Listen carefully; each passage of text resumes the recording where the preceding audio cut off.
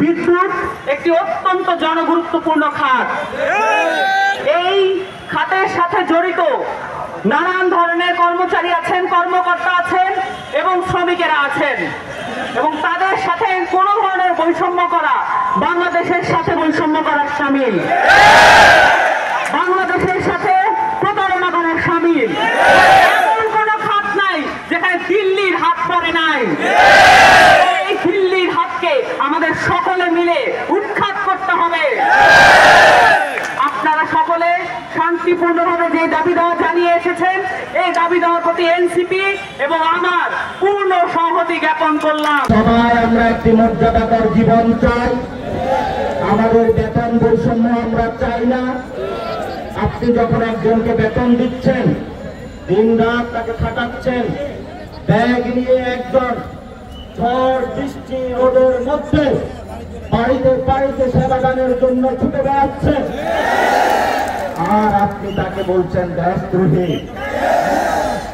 আপনাদের জন্য ধিক্কার।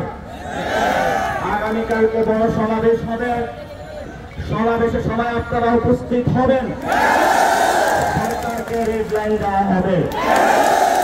আগামীকালকের মধ্যে আমরা এর সুরাহা চাই।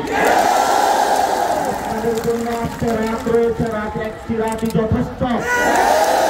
আগামীকালকে ওই শহীদ মিনার থেকে ওনারা ওনাদের বিজয় নিয়ে ওনাদের বইয়ের কাছে ফিরতে চায়, বুদ্ধ মা বাবার কাছে ফিরতে চায়, ভাইয়ের কাছে ফিরতে চায়। ওনারা স্কুলে বাচ্চা রেখে এসেছে, ওনারা সেবাদানে ফিরতে চায়। আমরা এখন সংবাদ পাচ্ছি বিভিন্ন জায়গা থেকে এই আন্দোলনকে সাবোটেজ করার জন্য বিভিন্ন গোয়েন্দা সংস্থাকে লাগানো হয়েছে, কিন্তু এখানে শহীদ মিনারে এক খণ্ড বাংলাদেশ রয়েছে। ওনাদের উপরে যদি একটি লাঠি চলে, তাহলে বাংলাদেশের উপরে আপনি লাঠি চালাবেন। আমাদের এনসিপির থেকে আপনাদের সাথে পূর্ণ সংহতি আছে এবং আপনাদের দুঃখের কষ্টে আমরা দেখিতে আছি।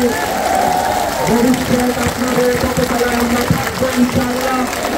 আপনাদের উপরে যদি কোনো গুলি পড়ে, আপনাদের উপরে যদি কোনো লাঠি পড়ে, সেই লাঠি গুলি আগে আমাদের শরীরে পড়তে হবে।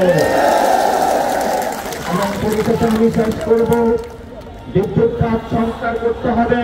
আমাদের বাংলাদেশের যে ফ্যাসিবাদী কাঠামো আছে, সেইটাকে সরানোর জন্য আমাদের প্রত্যেককে হাত লাগাতে হবে। আপনারা শহীদ মিনারে এসেছেন, যেখান থেকে এক দফার ঘোষণা হয়েছিল, ফ্যাসিবাদী কাঠামোর বিলোপ করতে হবে। বাংলাদেশে কখনোই কোনো ফ্যাসিবাদী কাঠামো আমরা ফেরত আসতে দেব না। এবং এই কাঠামো দূরীকরণের জন্য প্রত্যেকটা মানুষের সজাগ দৃষ্টি প্রয়োজন। আপনারা আপনাদের দাবি দেওয়া নিয়ে বিদ্যুৎ খাতের যত সমস্যা আছে, এগুলো আপনারা কর্মকর্তা, কর্মচারী এবং শ্রমিকদের জায়গা থেকে তুলে ধরছেন। এগুলোর প্রতি আমাদের সম্মান থাকবে এবং সরকারের প্রতি আমাদের উদাত্ত আহ্বান থাকবে। আপনারা এখানকার প্রত্যেকটা স্টেক হোল্ডারের সাথে আলোচনা করে সিদ্ধান্ত উপনীত